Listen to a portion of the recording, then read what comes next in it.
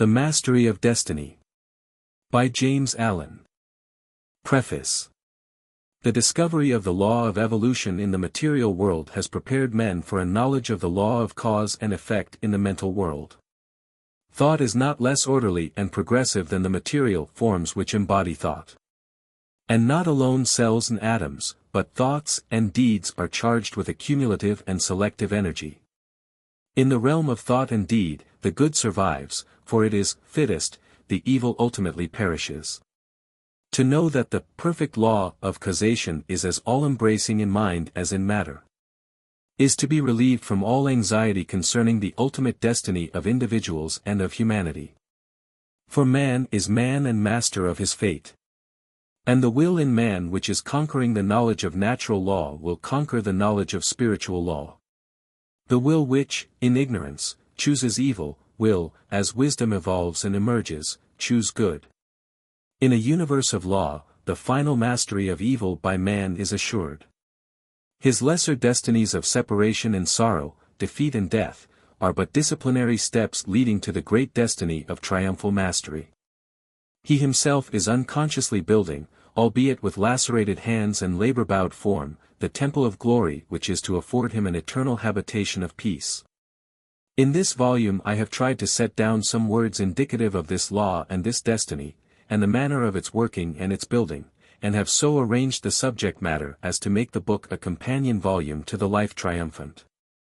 The first 6, and the last, chapters first appeared in Bibby's Quarterly and Bibby's Annual, and it is by kind permission of the editor, Mr. Joseph Bibby, that they are now brought together and published in volume form, the other 3 chapters having been added to make the book consecutive and complete. James Allen. Bringolu, Ilfracombe, England. April, 1909. How do you find this book? Any thoughts about the book or the author? Any suggestion for improvement? Please take a moment to share your thoughts in a comment. If you like it, share it with your friends who might enjoy it as well. Subscribe to keep in touch. Visit CompleteAudiobooks.com for more quality content. 1. Deeds, Character, and Destiny.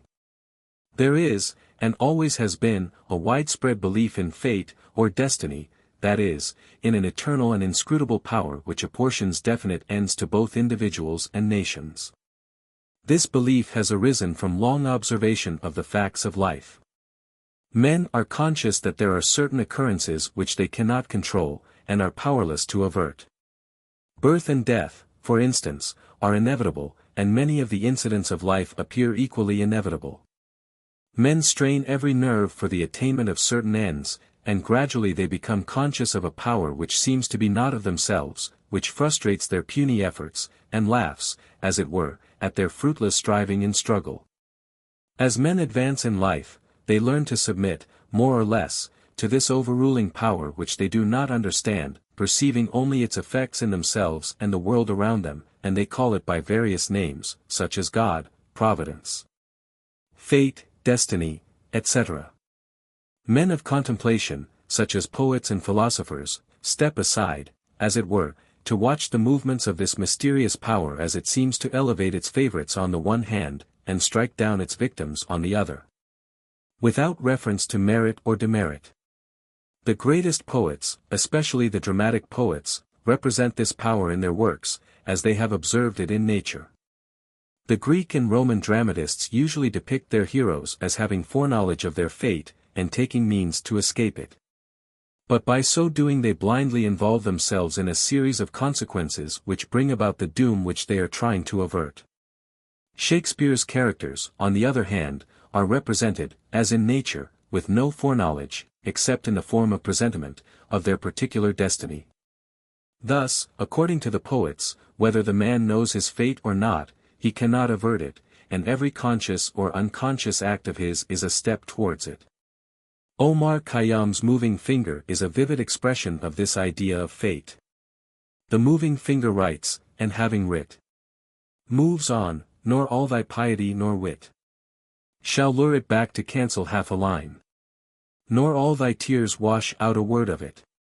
Thus, men in all nations and times have experienced in their lives the action of this invincible power or law, and in our nation today this experience has been crystallized in the terse proverb, man proposes, God disposes. But, contradictory as it may appear, there is an equally widespread belief in man's responsibility as a free agent.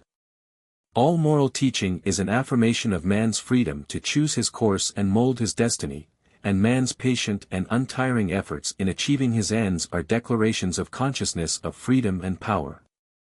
This dual experience of fate on the one hand, and freedom on the other, has given rise to the interminable controversy between the believers in fatalism and the upholders of free will, a controversy which was recently revived under the term determinism versus free will. Between apparently conflicting extremes there is always a middle way of balance, justice, or compensation which, while it includes both extremes, cannot be said to be either one or the other, and which brings both into harmony. And this middle way is the point of contact between two extremes. Truth cannot be a partisan, but, by its nature, is the reconciler of extremes. And so, in the matter which we are considering, there is a golden mean which brings fate and free will into close relationship, wherein, indeed, it is seen that these two indisputable facts in human life, for such they are but two aspects of one central law, one unifying and all-embracing principle, namely, the law of causation in its moral aspect. Moral causation necessitates both fate and free will, both individual responsibility and individual predestination, for the law of causes must also be the law of effects, and cause and effect must always be equal. The train of causation, both in matter and mind, must be eternally balanced, therefore eternally just, eternally perfect. Thus every effect may be said to be a thing preordained, but the predetermining power is a cause, and not the fiat of an arbitrary will. Man finds himself involved in the train of causation. His life is made up of causes and effects. It is both a sowing and a reaping. Each act of his is a cause which must be balanced by its effects. He chooses the cause, this is free will, he cannot choose, alter, or avert the effect, this is fate. Thus free will stands for the power to initiate causes, and destiny is involvement in effects. It is therefore true that man is predestined to certain ends, but he himself has, though he knows it not, issued the mandate. That good or evil thing from which there is no escape, he has, by his own deeds, brought about. It may here be urged that man is not responsible for his deeds, that these are the effects of his character, and that he is not responsible for the character, good or bad, which was given him at his birth. If character was given him at birth, this would be true, and there would then be no moral law, and no need for moral teaching, but characters are not given ready-made, they are evolved. They are, indeed, effects, the products of the moral law itself, that is, the products of deeds. Character result of an accumulation of deeds which have been piled up, so to speak, by the individual during his life. Man is the doer of his own deeds, as such he is the maker of his own character, and as the doer of his deeds and the maker of his character, he is the molder and shaper of his destiny. He has the power to modify and alter his deeds, and every time he acts he modifies his character, and with the modification of his character for good or evil, he is predetermining for himself new destinies, destinies disastrous or beneficent in accordance with the nature of his deeds. Character is destiny itself, as a fixed combination of deeds, it bears within itself the results of those deeds. These results lie hidden as moral seeds in the dark recesses of the character, awaiting their season of germination, growth, and fruitage. Those things which befall a man are the reflections of himself. That destiny which pursued him, which he was powerless to escape by effort, or avert by prayer, was the relentless ghoul of his own wrong deeds demanding and enforcing restitution. Those blessings and curses which come to him unbidden are the reverberating echoes of the sounds which he himself sent forth. It is this knowledge of the perfect law working through and above all things, of the perfect justice operating in and adjusting all human affairs, that enables the good man to love his enemies, and to rise above all hatred, resentment, and complaining. For he knows that only his own can come to him, and that, though he be surrounded by persecutors, his enemies are but the blind instruments of a faultless retribution. And so he blames them not, but calmly receives his accounts, and patiently pays his moral debts. But this is not all, he does not merely pay his debts, he takes care not to contract any further debts. He watches himself and makes his deeds faultless. While paying off evil accounts, he is laying up good accounts. By putting an end to his own sin, he is bringing evil and suffering to an end. And now let us consider how the law operates in particular instances in the outworking of destiny through deeds and character. First, we will look at this present life, for the present is the synthesis of the entire past. The net result of all that a man has ever thought and done is contained within him. It is noticeable that sometimes the good man fails and the unscrupulous man prospers, a fact which seems to put all moral maxims as to the good results of righteousness out of account, and because of this, many people deny the operation of any just law in human life, and even declare that it is chiefly the unjust that prosper. Nevertheless, the moral law exists, and is not altered or subverted by shallow conclusions. It should be remembered that man is a changing, evolving being. The good man was not always good, the bad man was not always bad. Even in this life, there was a time, in a large number of instances, when the man who is now just, was unjust, when he who is now kind, was cruel, when he who is now pure, was impure. Conversely, there was a time in this life, in a number of instances, when he who is now unjust, was just, when he who is now cruel, was kind, when he who is now impure, was pure. Thus, the good man who is overtaken with calamity today is reaping the result of his former evil sowing, later he will reap the happy result of his present good sowing, while the bad man is now reaping the result of his former good sowing. Later he will reap the result of his present sowing of bad. Characteristics are fixed habits of mind, the results of deeds. An act repeated a large number of times becomes unconscious, or automatic, that is, it then seems to repeat itself without any effort on the part of the doer, so that it seems to him almost impossible not to do it. And then it has become a mental characteristic. Here is a poor man out of work. He is honest, and is not a shirker. He wants work, and cannot get it. He tries hard, and continues to fail. Where is the justice in his lot? There was a time in this man's condition when he had plenty of work. He felt burdened with it, he shirked it, and longed for ease. He thought how delightful it would be to have nothing to do. He did not appreciate the blessedness of his lot. His desire for ease is now gratified, but the fruit for which he longed, and which he thought would taste so sweet, has turned to ashes in his mouth. The condition which he aimed for, namely, to have nothing to do, he has reached, and there he is compelled to remain till his lesson is thoroughly learned. And he is surely learning that habitual ease is degrading, that to have nothing to do is a condition of wretchedness, and that work is a noble and blessed thing. His former desires and deeds have brought him where he is. And now his present desire for work, his ceaseless searching and asking for it, will just as surely bring about its own beneficent result. No longer desiring idleness, his present condition will, as an effect, the cause of which is no longer propagated, soon pass away, and he will obtain employment. And if his whole mind is now set on work, and he desires it above all else, then when it comes he will be overwhelmed with it, it will flow into him from all sides, and he will prosper in his industry. Then, if he does not understand the law of cause and effect in human life, he will wonder why work comes to him apparently unsought, while others who seek it strenuously fail to obtain it. Nothing comes unbidden. Where the shadow is, there also is the substance. That which comes to the individual is the product of his own deeds. As cheerful industry leads to greater industry and increasing prosperity, and labor shirked or undertaken discontentedly leads to a lesser degree of labor and decreasing prosperity. So with all the varied conditions of life as we see them, they are the destinies wrought by the thoughts and deeds of each particular individual. So also with the vast variety of characters, they are the ripening and ripened growth of the sowing of deeds. As the individual reaps what he sows, so the nation, being a community of individuals, reaps also what it sows.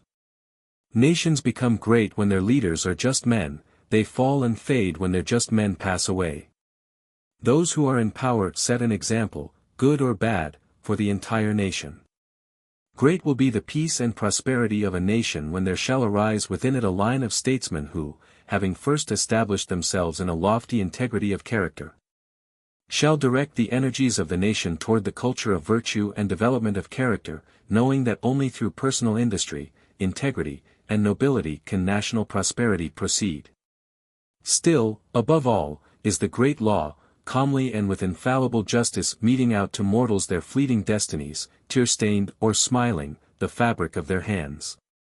Life is a great school for the development of character, and all, through strife and struggle, vice and virtue, success and failure, are slowly but surely learning the lessons of wisdom.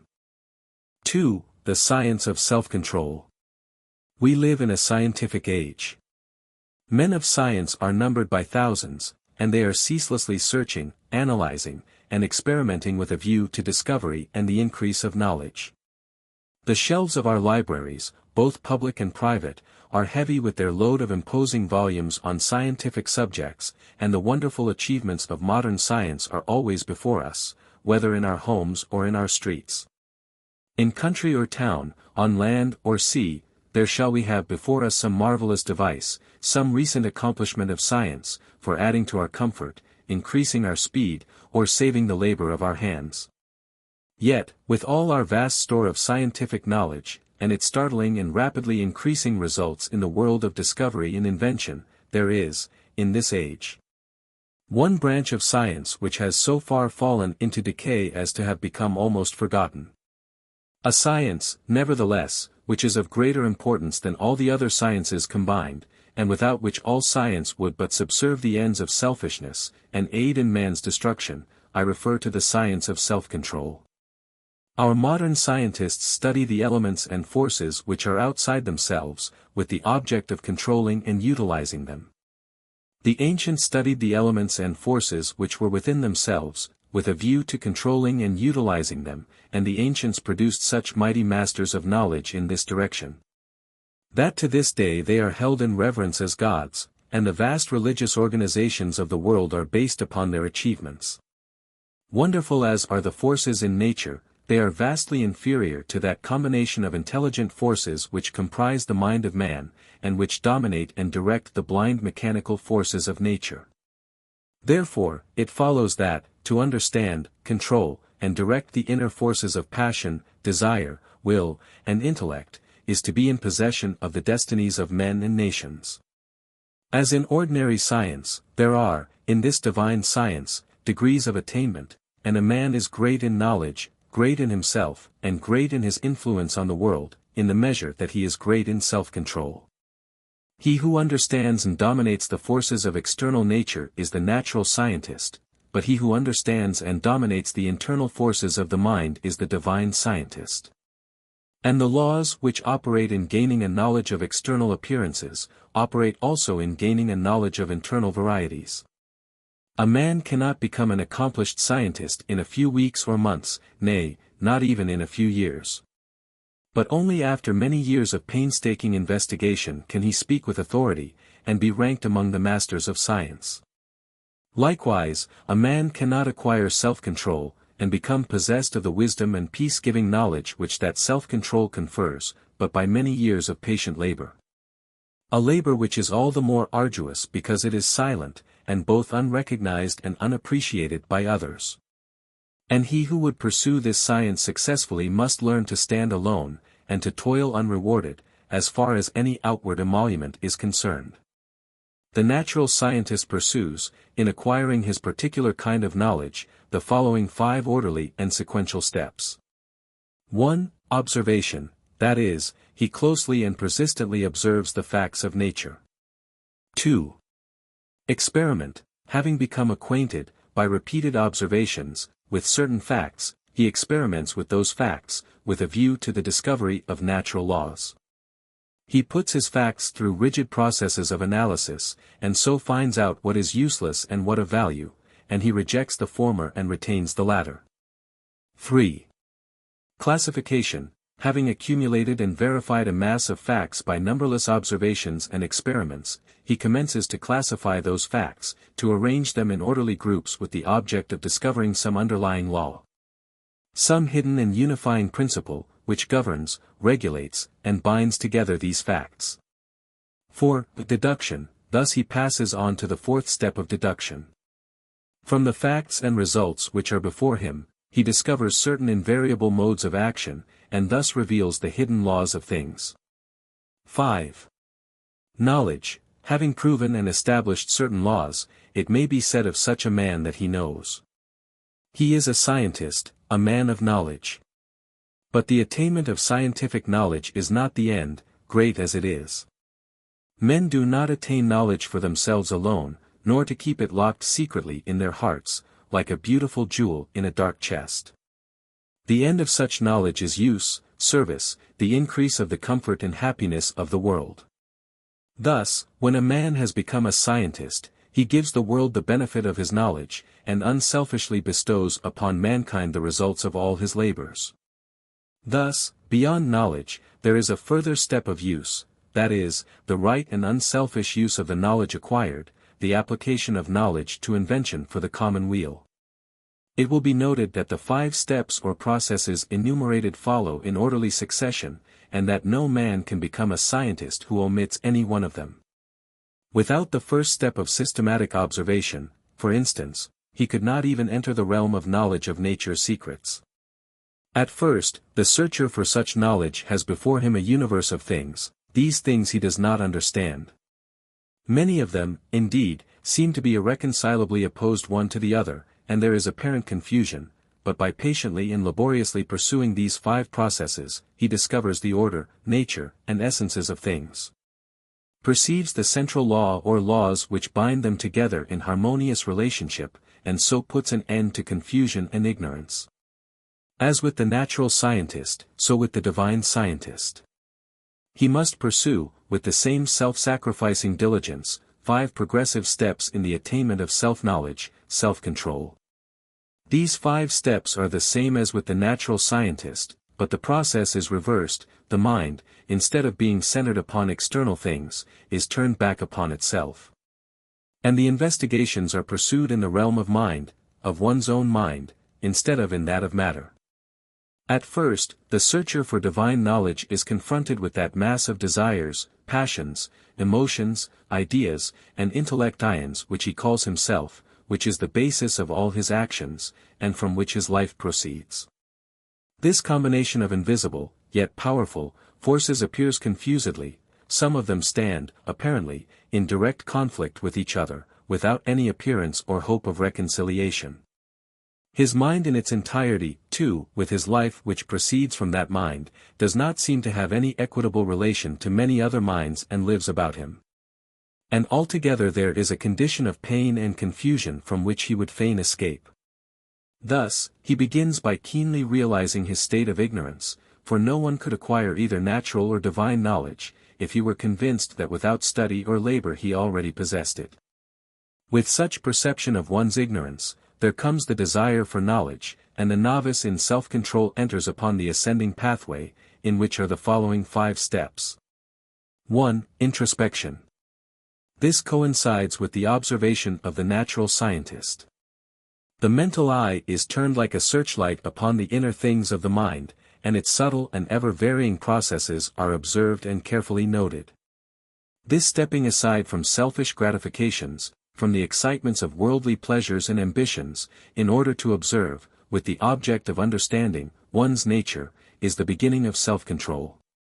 Hitherto, the man has been blindly and impotently borne along by the impulses of his nature, the mere creature of things and circumstances, but now he puts a check upon his impulses and, instead of being controlled, begins to control. 2. Self-analysis. Having observed the tendencies of the mind, they are then closely examined, and are put through a rigid process of analysis. The evil tendencies, those that produce painful effects, are separated from the good tendencies, those that produce peaceful effects. And the various tendencies, with the particular actions they produce, and the definite results which invariably spring from these actions, are gradually grasped by the understanding, which is at last enabled to follow them in their swift and subtle interplay and profound ramifications. It is a process of testing and proving, and, for the searcher, a period of being tested and proved. 3. Adjustment. By this time, the practical student of things divine has clearly before him every tendency and aspect of his nature, down to the profoundest promptings of his mind, and the most subtle motives of his heart. There is not a spot or corner left, which he has not explored and illuminated with the light of self-examination. He is familiar with every weak and selfish point, every strong and virtuous quality. It is considered the height of wisdom to be able to see ourselves as others see us, but the practitioner of self-control goes far beyond this. He not only sees himself as others see him, he sees himself as he is. Thus, standing face to face with himself, not striving to hide away from any secret fault, no longer defending himself with pleasant flatteries, neither underrating nor overrating himself or his powers, and no more cursed with self-praise or self-pity, he sees the full magnitude of the task which lies before him, sees dearly ahead the heights of self-control, and knows what work he has to do to reach them. He is no longer in a state of confusion, but has gained a glimpse of the laws which operate in the world of thought, and he now begins to adjust his mind in accordance with those laws. This is a process of weeding, sifting, cleansing.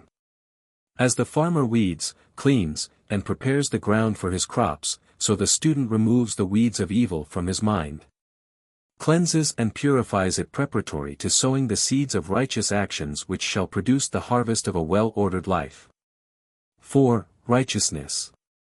Having adjusted his thoughts and deeds to those minor laws which operate in mental activities in the production of pain and pleasure, unrest and peace, sorrow and bliss, he now perceives that there is involved in those laws one great central law which, like the law of gravitation in the natural world, is supreme in the world of mind. A law to which all thoughts and deeds are subservient, and by which they are regulated and kept in their proper sphere. This is the law of justice or righteousness, which is universal and supreme. To this law he now conforms.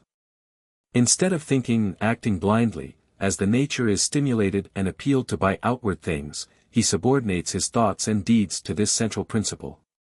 He no longer acts from self, but does what is right, what is universally and eternally right. He is no longer the abject slave of his nature and circumstances, he is the master of his nature and circumstances.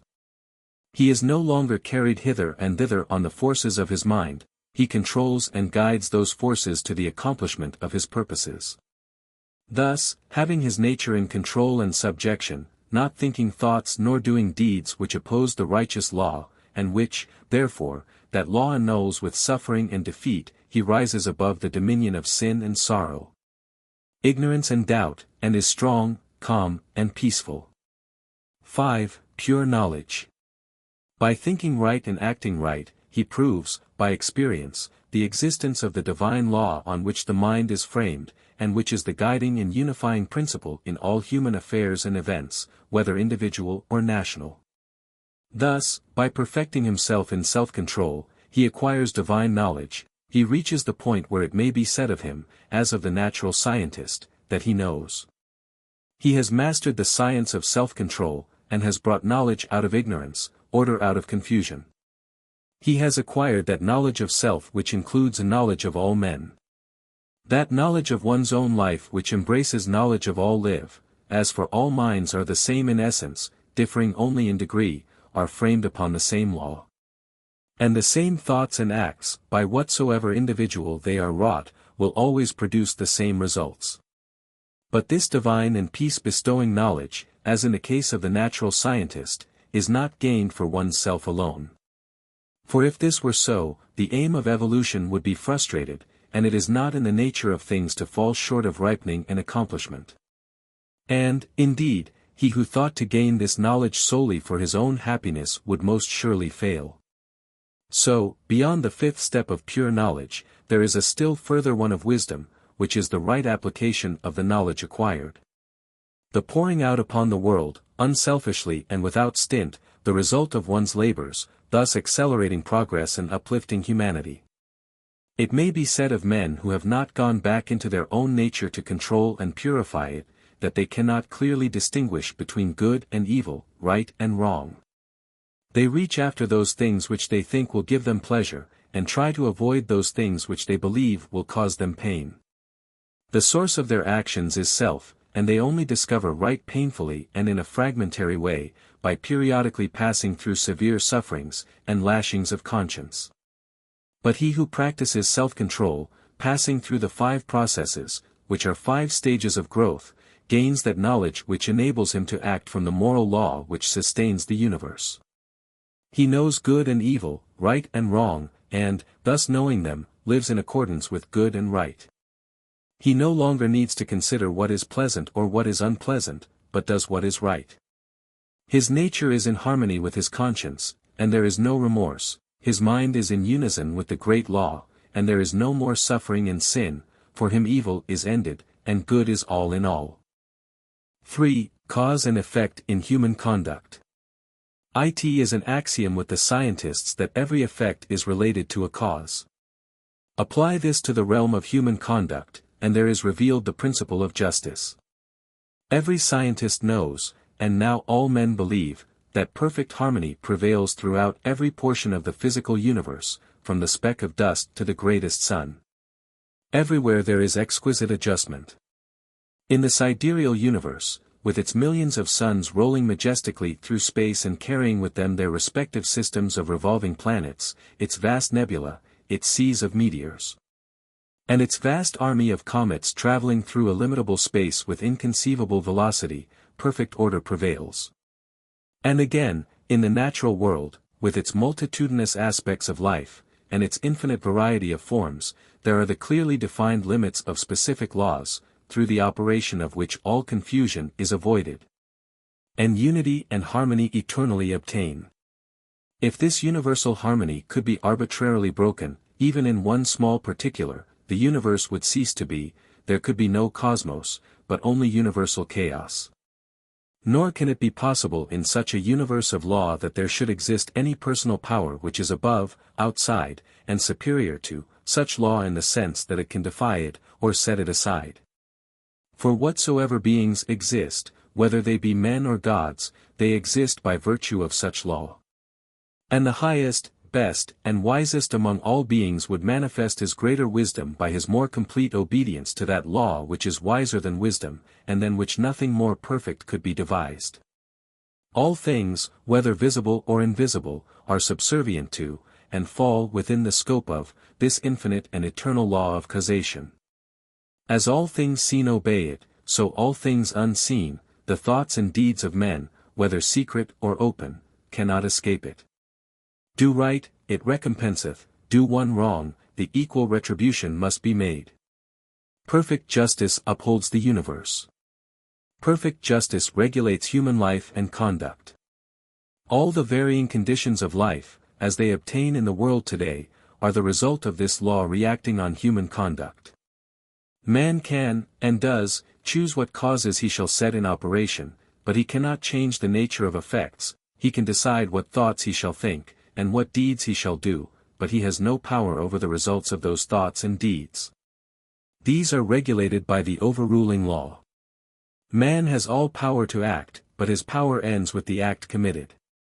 The result of the act cannot be altered, annulled, or escaped, it is irrevocable. Evil thoughts and deeds produce conditions of suffering, good thoughts and deeds determine conditions of blessedness. Thus man's power is limited to, and his blessedness or misery is determined by his own conduct.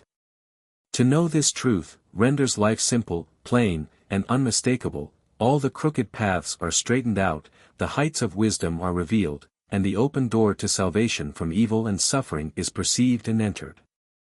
Life may be likened to a sum in arithmetic. It is bewilderingly difficult and complex to the pupil who has not yet grasped the key to its correct solution, but once this is perceived and laid hold of, it becomes as astonishingly simple as it was formerly profoundly perplexing. Some idea of this relative simplicity and complexity of life may be grasped by fully recognizing and realizing the fact that, while there are scores, and perhaps hundreds, of ways in which a sum may be done wrong. There is only one way by which it can be done right, and that when that right way is found the pupil knows it to be the right. His perplexity vanishes, and he knows that he has mastered the problem. It is true that the pupil, while doing his sum incorrectly, may, and frequently does, think he has done it correctly, but he is not sure. His perplexity is still there, and if he is an earnest and apt pupil, he will recognize his own error when it is pointed out by the teacher. So in life, men may think they are living rightly while they are continuing, through ignorance, to live wrongly, but the presence of doubt, perplexity, and unhappiness are sure indications that the right way has not yet been found. There are foolish and careless pupils who would like to pass a sum as correct before they have acquired a true knowledge of figures, but the eye and skill of the teacher quickly detect and expose the fallacy. So in life there can be no falsifying of results, the eye of the great law reveals and exposes. Twice 5 will make 10 to all eternity, and no amount of ignorance, stupidity, or delusion can bring the result up to 11. If one looks superficially at a piece of cloth, he sees it as a piece of cloth, but if he goes further and inquires into its manufacture, and examines it closely and attentively, he sees that it is composed of a combination of individual threads. And that, while all the threads are interdependent, each thread pursues its own way throughout, never becoming confused with its sister thread. It is this entire absence of confusion between the particular threads which constitutes the finished work. A piece of cloth, any inharmonious commingling of the thread would result in a bundle of waste or a useless rag. Life is like a piece of cloth, and the threads of which it is composed are individual lives. The threads, while being interdependent, are not confounded one with the other. Each follows its own course. Each individual suffers and enjoys the consequences of his own deeds, and not of the deeds of another. The course of each is simple and definite, the whole forming a complicated, yet harmonious, combination of sequences. There are action and reaction, deed and consequence, cause and effect, and the counterbalancing reaction, consequence, and effect is always in exact ratio with the initiatory impulse.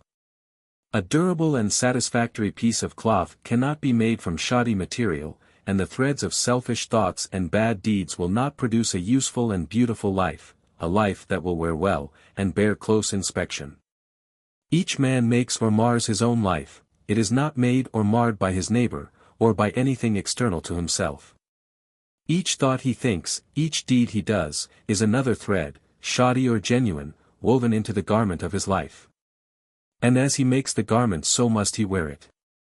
He is not responsible for his neighbor's deeds, he is not the custodian of his neighbor's actions, he is responsible only for his own deeds, he is the custodian of his own actions.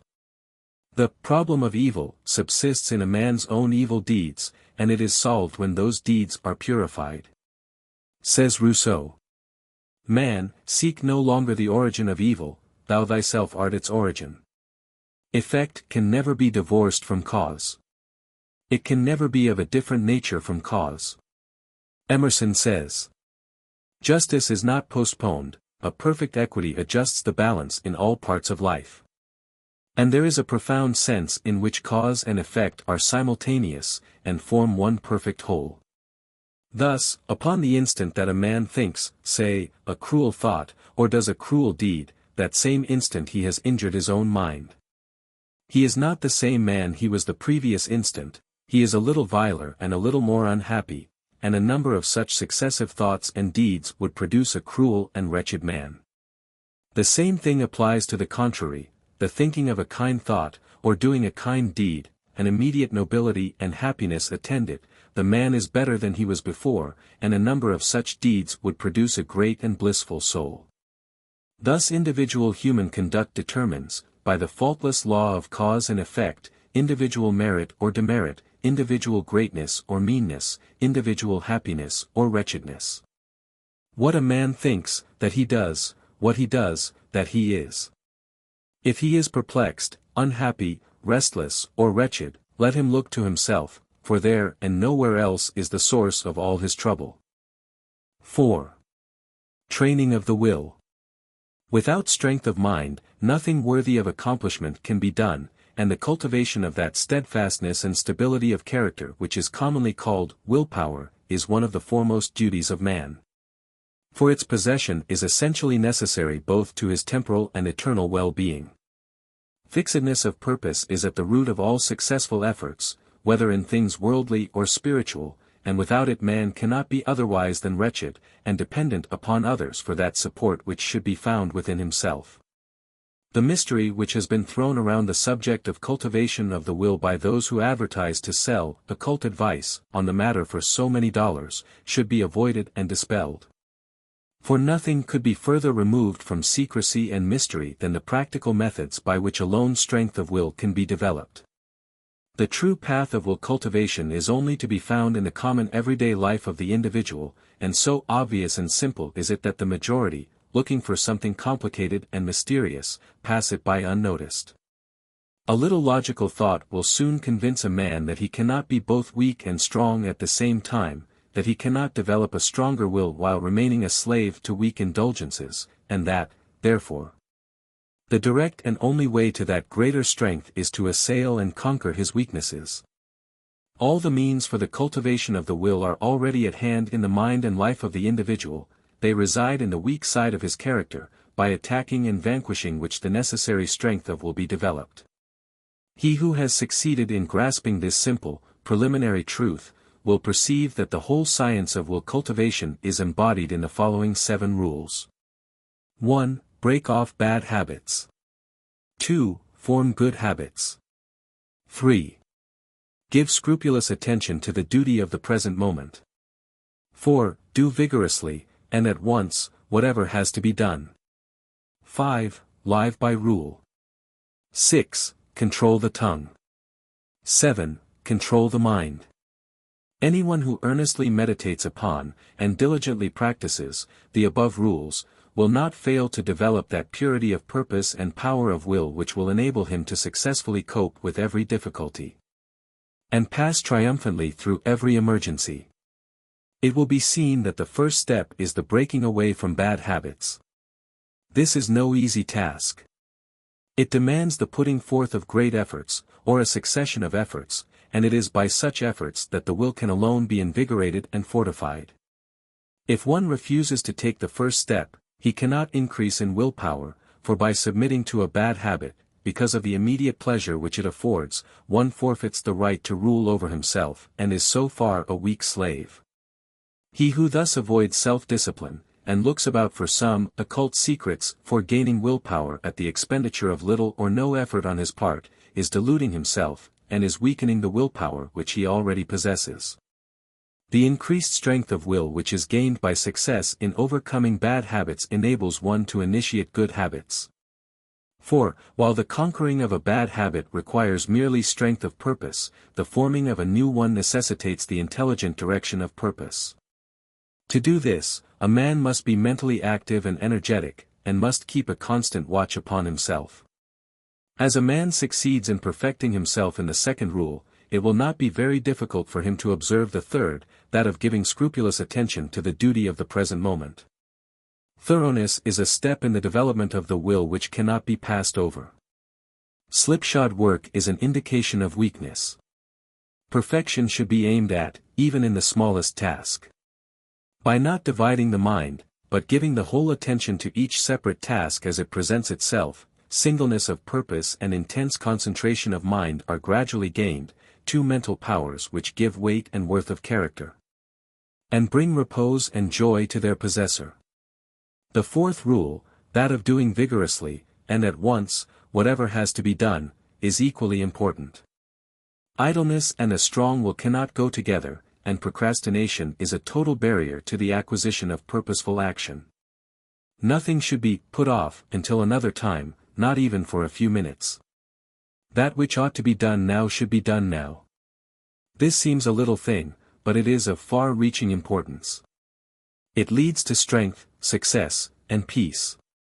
The man who is to manifest a cultivated will must also live by certain fixed rules. He must not blindly gratify his passions and impulses, but must school them to obedience. He should live according to principle, and not according to passion. He should decide what he will eat and drink and wear, and what he will not eat and drink and where, how many meals per day he will have, and at what times he will have them, at what time he will go to bed, and at what time get up. He should make rules for the right government of his conduct in every department of his life, and should religiously adhere to them. To live loosely and indiscriminately, eating and drinking and sensually indulging at the beck and call of appetite and inclination, is to be a mere animal, and not a man with will and reason. The beast in man must be scourged and disciplined and brought into subjection, and this can only be done by training the mind and life on certain fixed rules of right conduct. The saint attains to holiness by not violating his vows, and the man who lives according to good and fixed rules, is strong to accomplish his purpose. The sixth rule, that of controlling the tongue, must be practiced until one has perfect command of his speech, so that he utters nothing in peevishness, anger, irritability, or with evil intent. The man of strong will does not allow his tongue to run thoughtlessly and without check. All these 6 rules, if faithfully practiced, will lead up to the 7th, which is the most important of them all, namely, rightly controlling the mind. Self-control is the most essential thing in life, yet least understood. But he who patiently practices the rules herein laid down, bringing them into requisition in all his ways and undertakings, will learn, by his own experience and efforts, how to control and train his mind. And to earn thereby the supreme crown of manhood, the crown of a perfectly poised will. 5. Thoroughness. Thoroughness consists in doing little things as though they were the greatest things in the world. That the little things of life are of primary importance, is a truth not generally understood, and the thought that little things can be neglected, thrown aside, or slurred over, is at the root of that lack of thoroughness which is so common, and which results in imperfect work and unhappy lives. When one understands that the great things of the world and of life consist of a combination of small things, and that without this aggregation of small things the great things would be non-existent, then he begins to pay careful attention to those things which he formerly regarded as insignificant. He thus acquires the quality of thoroughness, and becomes a man of usefulness and influence, for the possession or non-possession of this one quality may mean all the difference between a life of peace and power, and one of misery and weakness. Every employer of labor knows how comparatively rare this quality is, how difficult it is to find men and women who will put thought and energy into their work, and do it completely and satisfactorily. Bad workmanship abounds. Skill and excellence are acquired by few. Thoughtlessness, carelessness, and laziness are such common vices that it should cease to appear strange that, in spite of social reform, the ranks of the unemployed should continue to swell, for those who scamp their work today will, another day. In the hour of deep necessity, look and ask for work in vain. The law of the survival of the fittest is not based on cruelty, it is based on justice, it is one aspect of that divine equity which everywhere prevails. Vice is beaten with many stripes, if it were not so, how could virtue be developed? The thoughtless and lazy cannot take precedence of, or stand equally with, the thoughtful and industrious. A friend of mine tells me that his father gave all his children the following piece of advice. Whatever your future work may be, put your whole mind upon it and do it thoroughly. You need then have no fear as to your welfare, for there are so many who are careless and negligent that the services of the thorough man are always in demand. I know those who have, for years, tried almost in vain to secure competent workmanship in spheres which do not require exceptional skill, but which call chiefly for forethought, energy, and conscientious care. They have discharged one after another for negligence, laziness, incompetence, and persistent breaches of duty, not to mention other vices which have no bearing on this subject. Yet the vast army of the unemployed continues to cry out against the laws, against society, and against heaven. The cause of this common lack of thoroughness is not far to seek. It lies in that thirst for pleasure which not only creates a distaste for steady labor, but renders one incapable of doing the best work, and of properly fulfilling one's duty. A short time ago, a case came under my observation, one of many such, of a poor woman who was given, at her earnest appeal, a responsible and lucrative position. She had been at her post only a few days when she began to talk of the pleasure trips she was going to have now she had come to that place. She was discharged at the end of a month for negligence and incompetence. As two objects cannot occupy the same space at the same time, so the mind that is occupied with pleasure cannot also be concentrated upon the perfect performance of duty. Pleasure has its own place and time, but its consideration should not be allowed to enter the mind during those hours which should be devoted to duty. Those who, while engaged in their worldly task, are continually dwelling upon anticipated pleasures, cannot do otherwise than bungle through their work, or even neglect it when their pleasure seems to be at stake. Thoroughness is completeness, perfection. It means doing a thing so well that there is nothing left to be desired. It means doing one's work, if not better than anyone else can do it, at least not worse than the best that others do. It means the exercise of much thought, the putting forth of great energy, the persistent application of the mind to its task, the cultivation of patience, perseverance, and a high sense of duty. An ancient teacher said, "If anything has to be done, let a man do it, let him attack it vigorously," and another teacher said, "Whatsoever thy hand findeth to do, do it with thy might." He who lacks thoroughness in his worldly duties, will also lack the same quality in spiritual things. He will not improve his character, will be weak and half-hearted in his religion, and will not accomplish any good and useful end. The man who keeps one eye on worldly pleasure and the other on religion, and who thinks he can have the advantage of both conditions, will not be thorough either in his pleasure-seeking or his religion, but will make a sorry business of both. It is better to be a whole-souled worldling than a half-hearted religionist, better to give the entire mind to a lower thing than half of it to a higher. It is preferable to be thorough, even if it be in a bad or selfish direction, rather than inefficient and squeamish in good directions, for thoroughness leads more rapidly to the development of character and the acquisition of wisdom. It accelerates progress and unfoldment, and while it leads the bad to something better, it spurs the good to higher and ever higher heights of usefulness and power.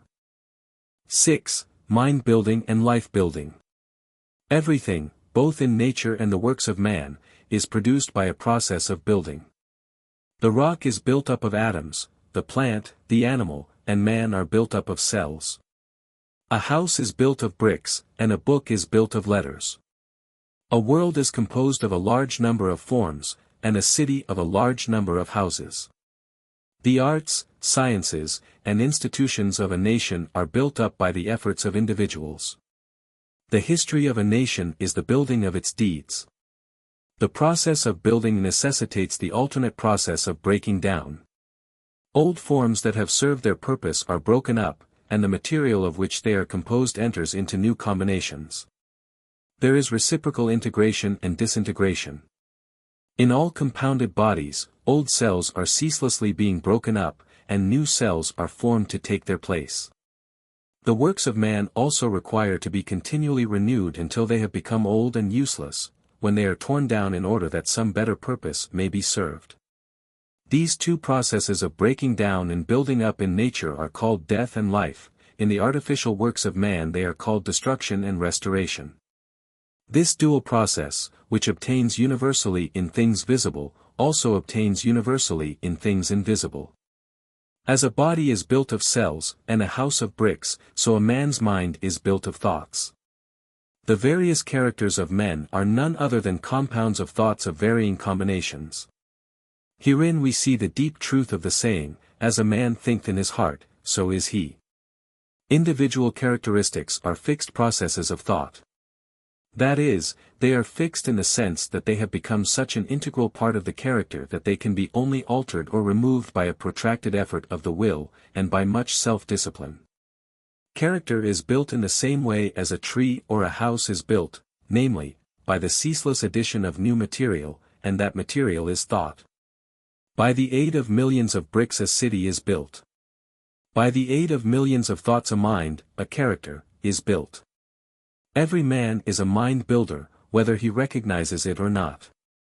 Every man must perforce think, and every thought is another brick laid down in the edifice of mind. Such brick-laying is done loosely and carelessly by a vast number of people, the result being unstable and tottering characters that are ready to go down under the first little gust of trouble or temptation. Some, also, put into the building of their minds large numbers of impure thoughts. These are so many rotten bricks that crumble away as fast as they are put in, leaving always an unfinished and unsightly building, and one which can afford no comfort and no shelter for its possessor. Debilitating thoughts about one's health, enervating thoughts concerning unlawful pleasures, weakening thoughts of failure, and sickly thoughts of self-pity and self-praise are useless bricks with which no substantial mind temple can be raised. Pure thoughts, wisely chosen and well placed, are so many durable bricks which will never crumble away, and from which a finished and beautiful building, and one which affords comfort and shelter for its possessor, can be rapidly erected. Bracing thoughts of strength, of confidence, of duty, inspiring thoughts of a large, free, unfettered, and unselfish life, are useful bricks with which a substantial mind temple can be raised. And the building of such a temple necessitates that old and useless habits of thought be broken down and destroyed. Build thee more stately mansions, O my soul. As the swift seasons roll. Each man is the builder of himself. If he is the occupant of a jerry-built hovel of a mind that lets in the rains of many troubles, and through which blow the keen winds of oft-recurring disappointments, let him get to work to build a more noble mansion which will afford him better protection against those mental elements. Trying to weakly shift the responsibility for his jerry-building on to the devil, or his forefathers, or anything or anybody but himself, will neither add to his comfort, nor help him to build a better habitation. When he wakes up to a sense of his responsibility, and an approximate estimate of his power, then he will commence to build like a true workman, and will produce a symmetrical and finished character that will endure, and be cherished by posterity. And which, while affording a never-failing protection for himself, will continue to give shelter to many a struggling one when he has passed away. The whole visible universe is framed on a few mathematical principles. All the wonderful works of man in the material world have been brought about by the rigid observance of a few underlying principles. And all that there is to the making of a successful, happy, and beautiful life, is the knowledge and application of a few simple, root principles. If a man is to erect a building that is to resist the fiercest storms, he must build it on a simple, mathematical principle, or law, such as the square or the circle. If he ignores this, his edifice will topple down even before it is finished. Likewise, if a man is to build up a successful, strong, and exemplary life, a life that will stoutly resist the fiercest storms of adversity and temptation, it must be framed on a few simple, undeviating moral principles. 4 of these principles are justice, rectitude, sincerity, and kindness. These 4 ethical truths are to the making of a life what the 4 lines of a square are to the building of a house. If a man ignores them and thinks to obtain success and happiness and peace by injustice, trickery, and selfishness, he is in the position of a builder who imagines he can build a strong and durable habitation while ignoring the relative arrangement of mathematical lines, and he will, in the end, obtain only disappointment and failure. He may, for a time, make money, which will delude him into believing that injustice and dishonesty pay well, but in reality his life is so weak and unstable that it is ready at any moment to fall. And when a critical period comes, as come it must, his affairs, his reputation, and his riches crumble to ruins, and he is buried in his own desolation. It is totally impossible for a man to achieve a truly successful and happy life who ignores the 4 moral principles enumerated. Whilst the man who scrupulously observes them in all his dealings can no more fail of success and blessedness than the earth can fail of the light and warmth of the sun so long as it keeps to its lawful orbit. For he is working in harmony with the fundamental laws of the universe. He is building his life on a basis which cannot be altered or overthrown, and, therefore, all that he does will be so strong and durable, and all the parts of his life will be so coherent, harmonious, and firmly knit that it cannot possibly be brought to ruin. In all the universal forms which are built up by the great invisible and unerring power, it will be found that the observance of mathematical law is carried out with unfailing exactitude down to the most minute detail. The microscope reveals the fact that the infinitely small is as perfect as the infinitely great. A snowflake is as perfect as a star. Likewise, in the erection of a building by man, the strictest attention must be paid to every detail.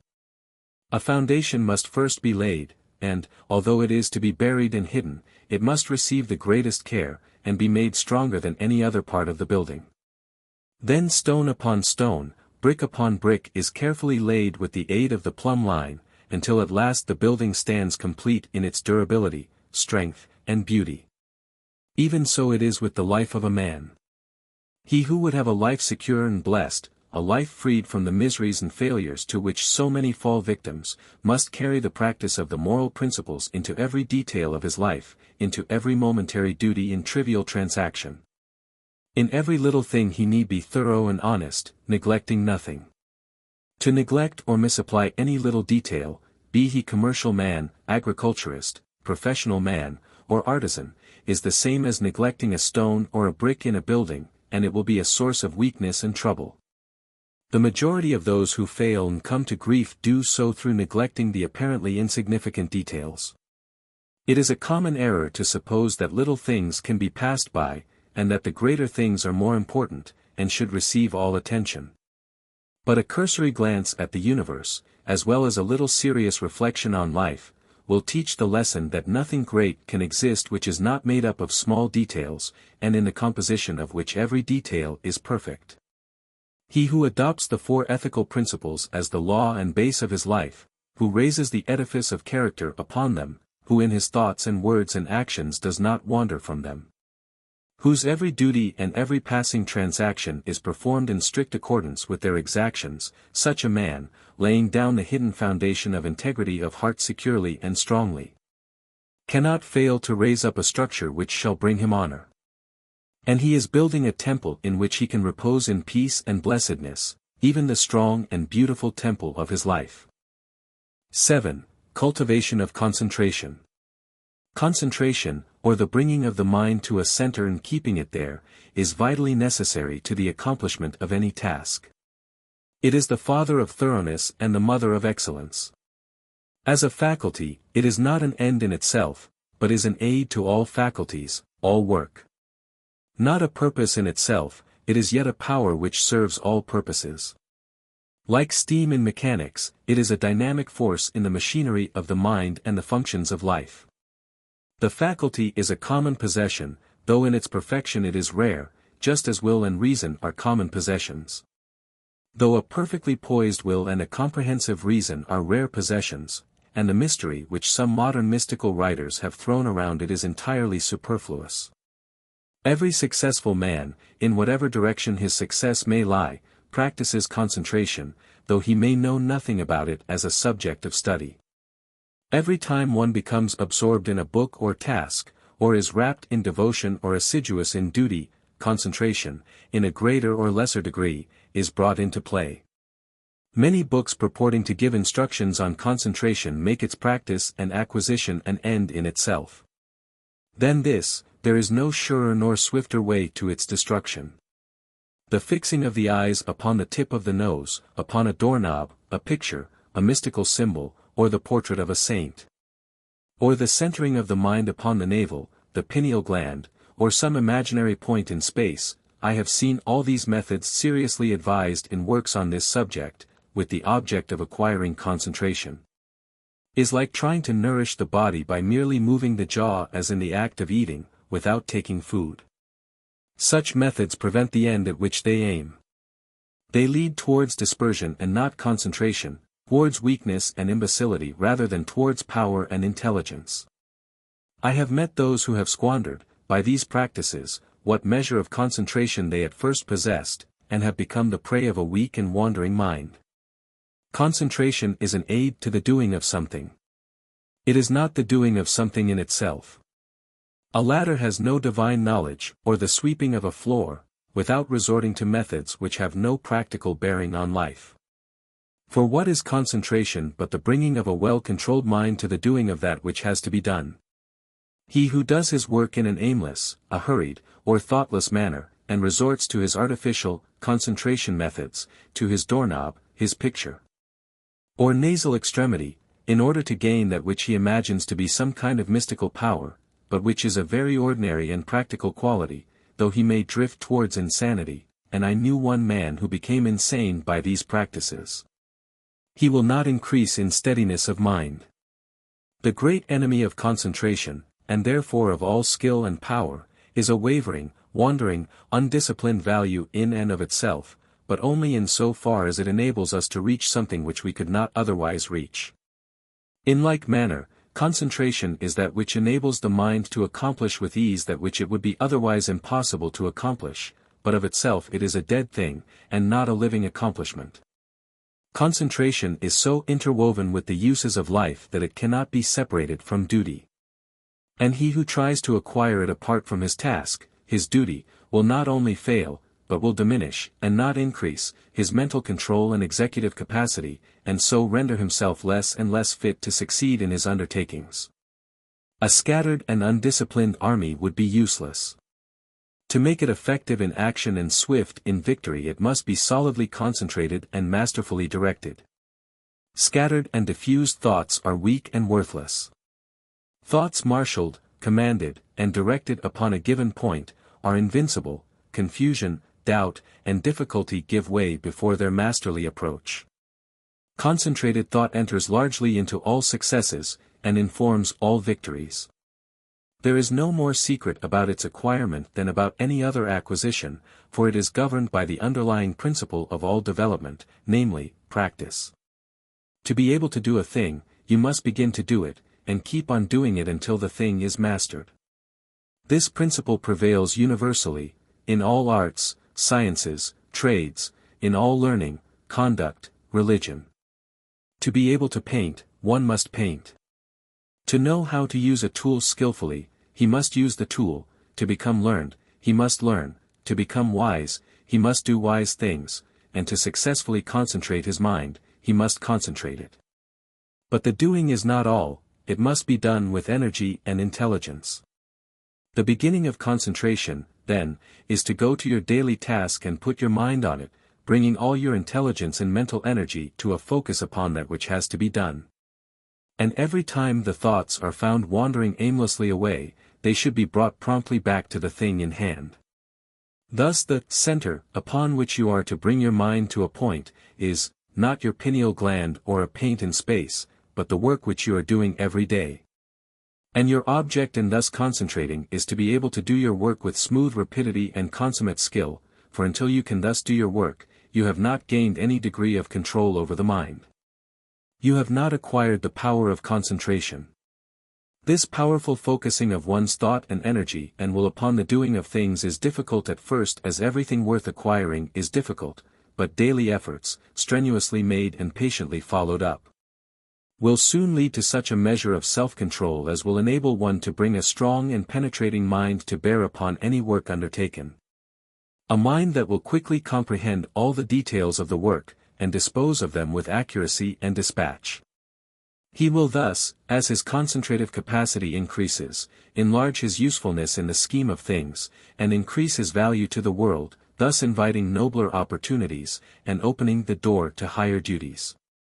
He will also experience the joy of a wider and fuller life.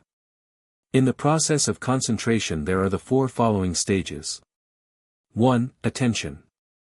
2. Contemplation. 3. Abstraction. 4. Activity in repose. At first the thoughts are arrested, and the mind is fixed upon the object of concentration, which is the task in hand. This is attention. The mind is then roused into vigorous thought concerning the way of proceeding with the task. This is contemplation. Protracted contemplation leads to a condition of mind in which the doors of the senses are all closed against the entrance of outside distractions, the thoughts being wrapped in, and solely and intensely centered upon the work in hand. This is abstraction. The mind thus centered in profound cogitation reaches a state in which the maximum of work is accomplished with the minimum of friction. This is activity in repose. Attention is the first stage in all successful work. They who lack it fail in everything. Such are the lazy, the thoughtless, the indifferent and incompetent. When attention is followed by an awakening of the mind to serious thought, then the second stage is reached. To ensure success in all ordinary, worldly undertakings, it is not necessary to go beyond these two stages. They are reached, in a greater or lesser degree, by all that large army of skilled and competent workers which carries out the work of the world in its manifold departments. And only a comparatively small number reach the third stage of abstraction. For when abstraction is reached, we have entered the sphere of genius. In the first two stages, the work and the mind are separate, and the work is done more or less laboriously, and with a degree of friction. But in the third stage, a marriage of the work with the mind takes place, there is a fusion, a union, and the two become one, then there is a superior efficiency with less labor and friction. In the perfection of the first two stages, the mind is objectively engaged, and is easily drawn from its center by external sights and sounds. But when the mind has attained perfection in abstraction, the subjective method of working is accomplished, as distinguished from the objective. The thinker is then oblivious to the outside world, but is vividly alive in his mental operations. If spoken to, he will not hear, and if plied with more vigorous appeals, he will bring back his mind to outside things as one coming out of a dream. Indeed, this abstraction is a kind of waking dream, but its similarity to a dream ends with the subjective state, it does not obtain in the mental operations of that state, in which, instead of the confusion of dreaming, there is perfect order, penetrating insight, and a wide range of comprehension. Whoever attains to perfection in abstraction will manifest genius in the particular work upon which his mind is centered. Inventors, artists, poets, scientists, philosophers, and all men of genius, are men of abstraction. They accomplish subjectively, and with ease, that which the objective workers, men who have not yet attained beyond the second stage in concentration, cannot accomplish with the most strenuous labor. When the fourth stage, that of activity in repose, is attained, then concentration in its perfection is acquired. I am unable to find a single word which will fully express this dual condition of intense activity combined with steadiness, or rest, and have therefore employed the term activity in repose. The term appears contradictory, but the simple illustration of a spinning top will serve to explain the paradox. When a top spins at the maximum velocity, the friction is reduced to the minimum, and the top assumes that condition of perfect repose which is a sight so beautiful to the eye, and so captivating to the mind, of the schoolboy. Who then says his top is asleep? The top is apparently motionless, but it is the rest, not of inertia, but of intense and perfectly balanced activity. So the mind that has acquired perfect concentration is, when engaged in that intense activity of thought which results in productive work of the highest kind, in a state of quiet poise and calm repose. Externally, there is no apparent activity, no disturbance, and the face of a man who has acquired this power will assume a more or less radiant calmness. And the face will be more sublimely calm when the mind is most intensely engaged in active thought. Each stage of concentration has its particular power. Thus the first stage, when perfected, leads to usefulness, the second leads to skill, ability, talent, the third leads to originality and genius, while the fourth leads to mastery and power, and makes leaders and teachers of men. In the development of concentration, also, as in all objects of growth, the following stages embody the preceding ones in their entirety. Thus in contemplation, attention is contained, in abstraction, both attention and contemplation are embodied, and he who has reached the last stage, brings into play, in the act of contemplation, all the four stages. He who has perfected himself in concentration is able, at any moment, to bring his thoughts to a point upon any matter, and to search into it with the strong light of an active comprehension. He can both take a thing up and lay it down with equal deliberation. He has learned how to use his thinking faculties to fixed purposes, and guide them towards definite ends. He is an intelligent doer of things, and not a weak wanderer amid chaotic thought. Decision, energy, alertness, as well as deliberation, judgment, and gravity, accompany the habit of concentration. And that vigorous mental training which its cultivation involves, leads, through ever-increasing usefulness and success in worldly occupations, towards that higher form of concentration called meditation, in which the mind becomes divinely illumined, and acquires the heavenly knowledge. 8. Practice of meditation. When aspiration is united to concentration, the result is meditation. When a man intensely desires to reach and realize a higher, purer, and more radiant life than the merely worldly and pleasure-loving life, he engages in aspiration. And when he earnestly concentrates his thoughts upon the finding of that life, he practices meditation. Without intense aspiration, there can be no meditation. Lethargy and indifference are fatal to its practice. The more intense the nature of a man, the more readily will he find meditation, and the more successfully will he practice it. A fiery nature will most rapidly scale the heights of truth in meditation, when its aspirations have become sufficiently awakened. Concentration is necessary to worldly success, meditation is necessary to spiritual success. Worldly skill and knowledge are acquired by concentration, spiritual skill and knowledge are acquired by meditation. By concentration a man can scale the highest heights of genius, but he cannot scale the heavenly heights of truth. To accomplish this, he must meditate. By concentration a man may acquire the wonderful comprehension and vast power of a Caesar. By meditation he may reach the divine wisdom and perfect peace of a Buddha. The perfection of concentration is power, the perfection of meditation is wisdom. By concentration, men acquire skill in the doing of the things of life, in science, art, trade, etc., but by meditation, they acquire skill in life itself, in right living, enlightenment, wisdom, etc. Saints, sages, saviors, wise men and divine teachers, are the finished products of holy meditation. The 4 stages in concentration are brought into play in meditation. The difference between the 2 powers being one of direction, and not of nature.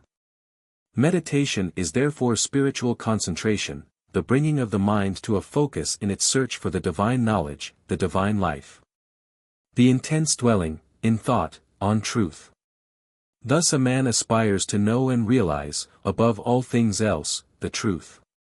He then gives attention to conduct, to life, to self-purification. Giving attention to these things, he passes into serious contemplation of the facts, problems, and mystery of life, thus contemplating. He comes to love truth so fully and intensely as to become wholly absorbed in it. The mind is drawn away from its wanderings in a multitude of desires, and, solving one by one the problems of life, realizes that profound union with truth which is the state of abstraction. And thus absorbed in truth, there is that balance and poise of character, that divine action in repose, which is the abiding calm and peace of an emancipated and enlightened mind. Meditation is more difficult to practice than concentration because it involves a much more severe self-discipline than that which obtains in concentration. A man can practice concentration without purifying his heart and life, whereas the process of purification is inseparable from meditation. The object of meditation is divine enlightenment, the attainment of truth, and is therefore interwoven with practical purity and righteousness. Thus while, at first, the time spent in actual meditation is short, perhaps only half an hour in the early morning, the knowledge gained in that half hour of vivid aspiration and concentrated thought is embodied in practice during the whole day. In meditation, therefore, the entire life of a man is involved. And as he advances in its practice he becomes more and more fitted to perform the duties of life in the circumstances in which he may be placed, for he becomes stronger, holier, calmer, and wiser. The principle of meditation is twofold, namely: 1. Purification of the heart by repetitive thought on pure things. 2. Attainment of divine knowledge by embodying such purity in practical life. Man is a thought being, and his life and character are determined by the thoughts in which he habitually dwells. By practice, association, and habit, thoughts tend to repeat themselves with greater and greater ease and frequency. And so, fix the character in a given direction by producing that automatic action which is called habit. By daily dwelling upon pure thoughts, the man of meditation forms the habit of pure and enlightened thinking which leads to pure and enlightened actions and well-performed duties. By the ceaseless repetition of pure thoughts, he at last becomes one with those thoughts, and is a purified being, manifesting his attainment in pure actions, in a serene and wise life. The majority of men live in a series of conflicting desires, passions, emotions, and speculations, and there are restlessness, uncertainty, and sorrow. But when a man begins to train his mind in meditation, he gradually gains control over this inward conflict by bringing his thoughts to a focus upon a central principle.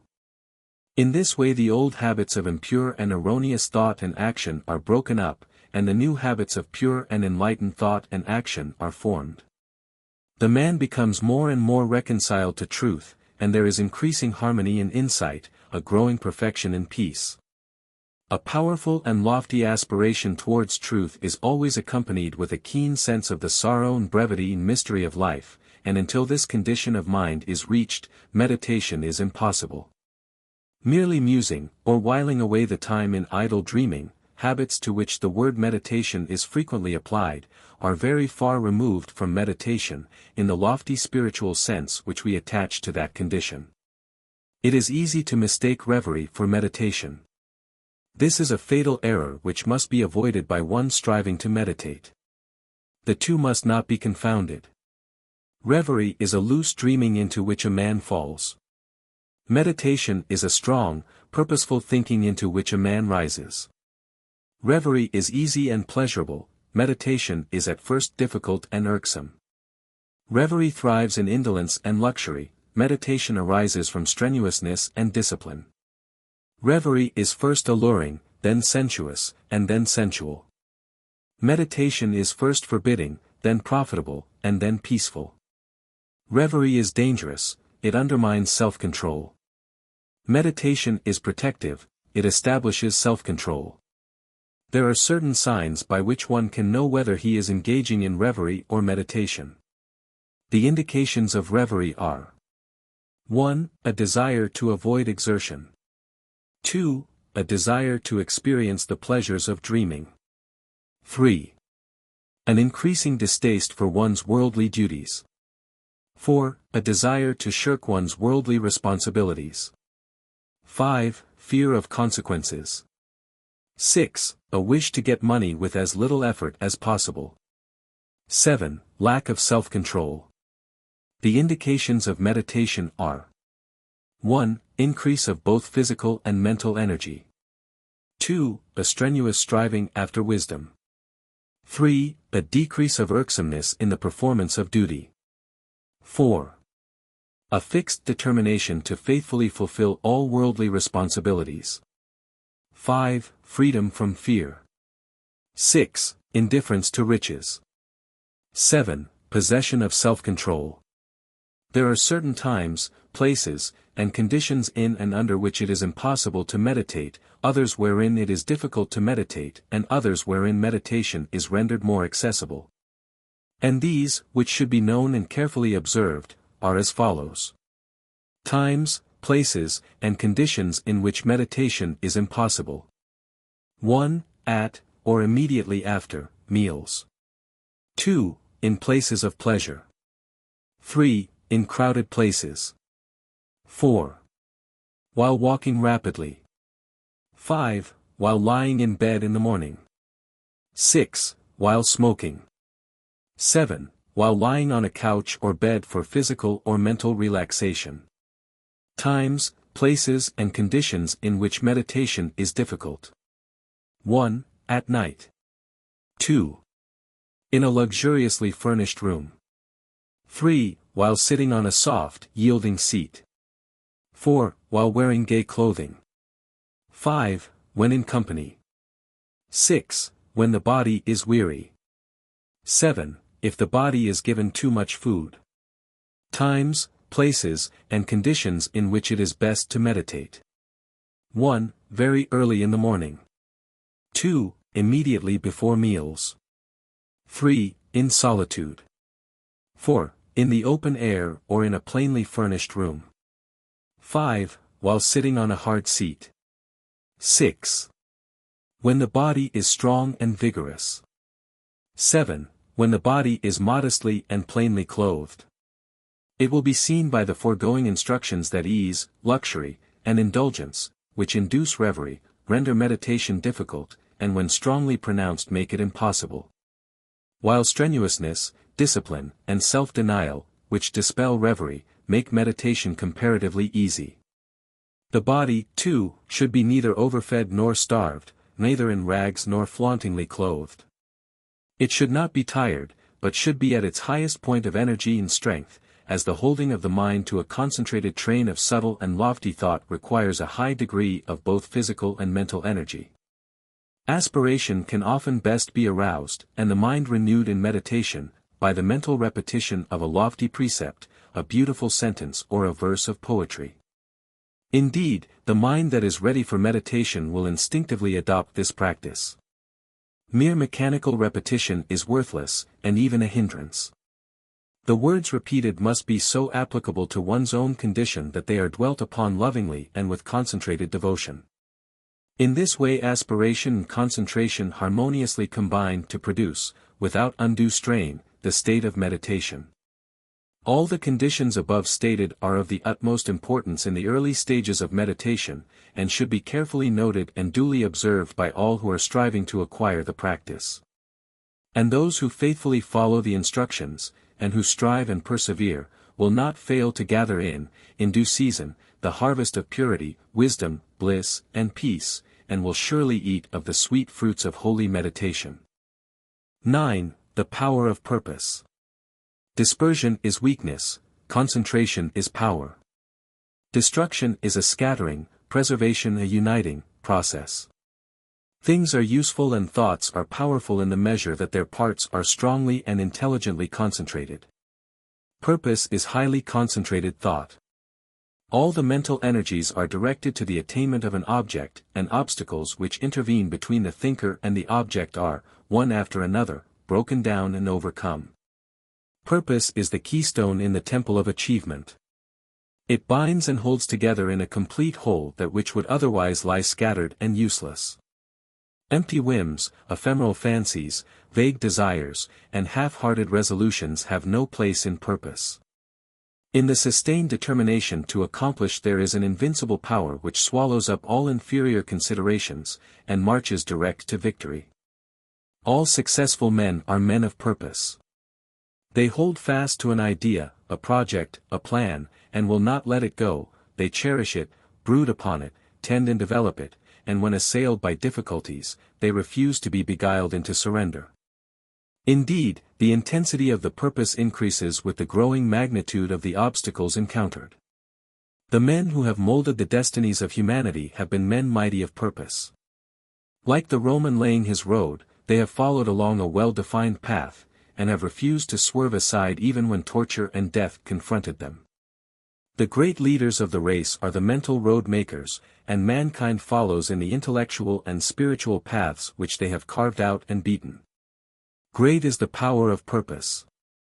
To know how great, let a man study it in the lives of those whose influence has shaped the ends of nations and directed the destinies of the world. In an Alexander, a Caesar, or a Napoleon, we see the power of purpose when it is directed in worldly and personal channels. In a Confucius, a Buddha, or a Christ, we perceive its vaster power when its course is along heavenly and impersonal paths. Purpose goes with intelligence. There are lesser and greater purposes according with degrees of intelligence. A great mind will always be great of purpose. A weak intelligence will be without purpose. A drifting mind argues a measure of undevelopment. What can resist an unshakable purpose? What can stand against it or turn it aside? Inert matter yields to a living force, and circumstance succumbs to the power of purpose. Truly, the man of unlawful purpose will, in achieving his ends, destroy himself, but the man of good and lawful purpose cannot fail. It only needs that he daily renew the fire and energy of his fixed resolve, to consummate his object. The weak man, who grieves because he is misunderstood, will not greatly achieve. The vain man, who steps aside from his resolve in order to please others and gain their approbation, will not highly achieve. The double-minded man, who thinks to compromise his purpose, will fail. The man of fixed purpose who, whether misunderstandings and foul accusations, or flatteries and fair promises, rain upon him, does not yield a fraction of his resolve, is the man of excellence and achievement, of success, greatness, power. Hindrances stimulate the man of purpose, difficulties nerve him to renewed exertion, mistakes, losses, pains, do not subdue him, and failures are steps in the ladder of success, for he is ever conscious of the certainty of final achievement. All things at last yield to the silent, irresistible, all-conquering energy of purpose.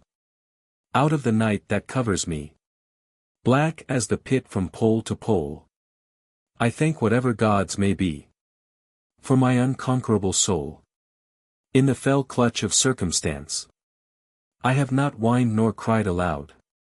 Under the bludgeoning of chance, my head is bloody but unbowed. It matters not how straight the gate, how charged with punishment the scroll. I am the master of my fate. I am the captain of my soul. 10. The joy of accomplishment. Joy is always the accompaniment of a task successfully accomplished. An undertaking completed, or a piece of work done, always brings rest and satisfaction. When a man has done his duty, he is light-hearted and happy, says Emerson, and no matter how insignificant the task may appear, the doing of it faithfully and with whole-souled energy always results in cheerfulness and peace of mind. Of all miserable men, the shirker is the most miserable. Thinking to find ease and happiness in avoiding difficult duties and necessary tasks, which require the expenditure of labor and exertion, his mind is always uneasy and disturbed, he becomes burdened with an inward sense of shame, and forfeits manliness and self-respect. He who will not work according to his faculty, let him perish according to his necessity, says Carlyle. And it is a moral law that the man who avoids duty, and does not work to the full extent of his capacity, does actually perish, first in his character and last in his body and circumstances. Life and action are synonymous, and immediately a man tries to escape exertion, either physical or mental, he has commenced to decay. On the other hand, the energetic increase in life by the full exercise of their powers, by overcoming difficulties, and by bringing to completion tasks which coiled for the strenuous use of mind or muscle. How happy is a child when a school lesson, long labored over, is mastered at last.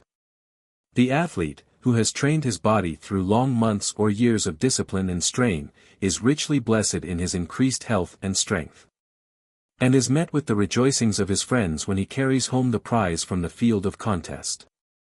After many years of ungrudging toil, the heart of the scholar is gladdened with the advantages and powers which learning bestows. The businessman, grappling incessantly with difficulties and drawbacks, is amply repaid in the happy assurance of well-earned success. And the horticulturist, vigorously contending with the stubborn soil, sits down at last to eat of the fruits of his labor. Every successful accomplishment, even in worldly things, is repaid with its own measure of joy. And in spiritual things, the joy which supervenes upon the perfection of purpose is sure, deep and abiding. Great is the heartfelt joy, albeit ineffable, when, after innumerable and apparently unsuccessful attempts, some ingrained fault of character is at last cast out to trouble its erstwhile victim and the world no more. The striver after virtue, he who is engaged in the holy task of building up a noble character, tastes, at every step of conquest over self, a joy which does not again leave him, but which becomes an integral part of his spiritual nature. All life is a struggle, both without and within there are conditions against which man must contend.